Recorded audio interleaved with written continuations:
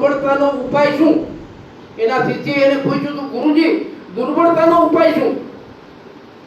ત્યારે સ્વામી વિવેકાનંદ એના જવાબમાં લખે છે કે શક્તિનું સિંચન. શક્તિનું સિંચન.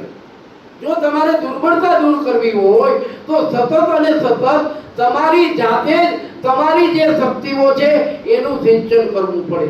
નબળાઈઓ છે એની સાથે સબળાઈઓ પણ છે. તો જે સબળાઈ છે, જે સારા પાસાઓ છે, જે સારી ટેવો છે એનું વધુ ને વધુ ચિંતન કરો. ઓટોમેટિક તમારો સેલ્ફ કોન્ફિડન્સ ધીમે ધીમે ઉપર જશે. અને જેમ જેમ સેલ્ફ કોન્ફિડન્સ ઉપર જતો જશે તેમ તેમ તમારા માટે બધું જ સરળ અને સ્વાભાવિક થતું જશે. એટલે નિર્બળતાને પકડીને રોતા રહેવાનો કોઈ મતલબ નથી. દરેક વ્યક્તિમાં કેટલાય પ્રકારની નિર્બળતાઓ છે, પણ એની સામે ઘણા બધા પાસાઓ સબળ છે. તો આ સબળ જે પાસાઓ છે, જે શક્તિ છે, એનું વધુ ને વધુ ચિંતન કરવું, જેથી કરીને આત્મવિશ્વાસ ઊભો થાય. અને આ આત્મવિશ્વાસ એ આપણને આ જંગ જીતાડે. જો આ જંગમાં જીતવું હશે, જો આ જંગમાં વિકસવું હશે, આપણને જે ભૂમિકા મળી છે, જે રોલ ભજવવાનો મળ્યો છે, એમાં આપણે જીત નિશ્ચિત કરવી છે, તો શક્તિઓનું સતત અને સતત ચિંતન કરતા રહેવું પડશે. જ્યારે જ્યારે યુવાનોની કાંઈ વાત આવે, યુવાનોને કાંઈ કહેવાનું આવે, ત્યારે હું અવશ્યપણે સ્વામી વિવેકાનંદજીને ફંફોશું.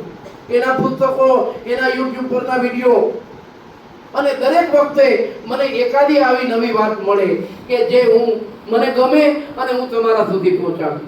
આ વખતે પણ હું છેલ્લા 3-4 દિવસથી વિવેકાનંદજીને વાંચતો હતો. એમાંથી આ એક બહુ મહત્વની વાત એના પત્રમાંથી મને મળી કે શક્તિનું સિંચન છે ને એ વાસ્તવિક સ્વનો વિકાસ છે. શક્તિનું સિંચન.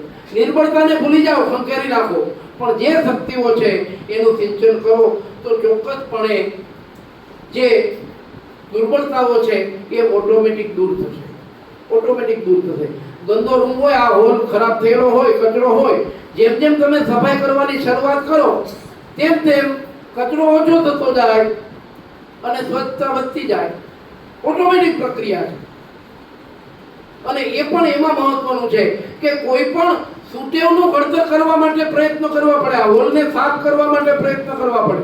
એને બગાડવા માટે કાંઈ ના કરવું પડે. કોઈ પ્લાનિંગ, કોઈ આયોજન ના કરવું પડે. ઓટોમેટિક કચરો વધી જાય. એવું જ ટેવોનું છે, એવું જ ચારિત્ર નિર્માણનું છે. એટલે આપણે સૌ સાથે મળીને આ પટેલ કરણી મંડળે જે યજ્ઞ આદર્યો છે આમાં એવી આહુતિઓ આપીએ કે જેમાં સર્વનું કલ્યાણ થાય. સર્વે ભવંતુ સુખિનઃ, સર્વે સંતુ નિરામયા.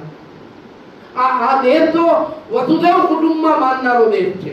આપણી ભવ્ય સંસ્કૃતિ છે, ભવ્ય અને દિવ્ય સંસ્કૃતિ છે કે જેમાં આખું વિશ્વને આપણે કુટુંબ સમજીએ છીએ. આપણે બધાયનું કલ્યાણ ઈચ્છીએ છીએ. આપણે રોજ સવારે પ્રાર્થનામાં કલ્યાણ મંત્ર કરીએ છીએ. શું કામે? કે સર્વેનું કલ્યાણ થાય. તેન શક્તિને પુંજિતામાં આપણો માનનારો સમાજ છે. એ આપણી સંસ્કૃતિ છે. ભવ્ય સંસ્કૃતિને આપણે ધરોહર છીએ. આપણી પોતાની પણ જિમ્મેદારી બને છે કે આપણે વ્યક્તિ નિર્માણથી સમાજ નિર્માણ, ને સમાજ નિર્માણથી રાષ્ટ્ર નિર્માણના પ્રયાસો કરીએ. સૌ યુવાન માટે સ્વામી વિવેકાનંદ આદર્શ હોવા જોઈએ.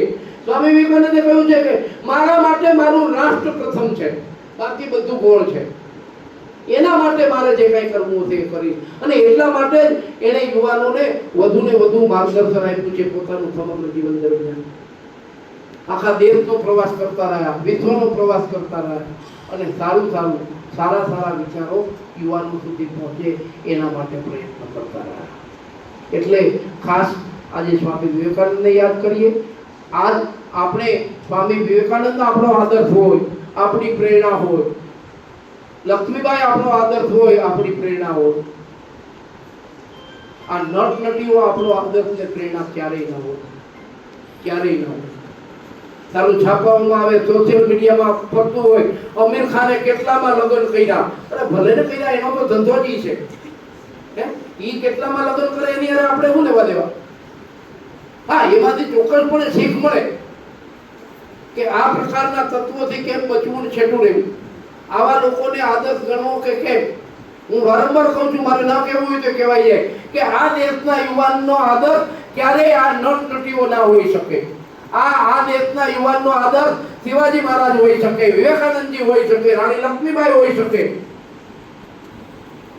અને તો જ ખરા અર્થમાં કલ્યાણ થશે. કલ્યાણ માર્ગ ઉપર નીકળ્યા છીએ, પણ ક્યાં સુધી જવું એ આપણે નક્કી કરવાનું છે. એટલે વિશેષ કંઈ ન કહેતા મારી વાતને હું અહીંયા પૂર્ણ કરું. આ કોલેજ એ અન્ય કોલેજોના સંદર્ભમાં આ યુનિવર્સિટી 4 જિલ્લામાં પણ હું મારી વાત પૂરી જ કરીશ. આ યુનિવર્સિટી 4 જિલ્લામાં વિસ્તરેલી છે. 250 કરતા વધુ કોલેજો છે. એમાં આપણી કોલેજ એક આદર્શ કોલેજ છે એવું ચોક્કસપણે હું અહીંયા તમારી સામે નહીં પણ યુનિવર્સિટીના મંચ પરથી પણ કહી શકું. કે પછી રમતગમતનો વિષય હોય, કલા કૌશલ્યનો વિષય હોય, સાંસ્કૃતિક પ્રવૃત્તિઓનો વિષય હોય, એનસીસી એનએસએસનો વિષય હોય, આપણે હંમેશા અવ્વલ રહ્યા છીએ, અવ્વલ રહેવાનો પ્રયત્ન છે. બધા જ અધ્યાપકો, બધા જ ઇન્ચાર્જો પોતપોતાની કક્ષાએ ખૂબ મહેનત કરે છે. સામા પક્ષે જો તમારો સહકાર મળી રહેશે, તમે પણ સાથે સાથે પરિશ્રમ ઉઠાવવાનો પ્રયત્ન કરીશો, તો ચોક્કસપણે આપણે આપણા સંકલ્પો, આપણા અરમાનો, આપણી ઈચ્છાઓ પૂર્ણ કરી શકીશું. ભારત માતા કી જય. જય સ્વદેશી. વંદે માતરમ.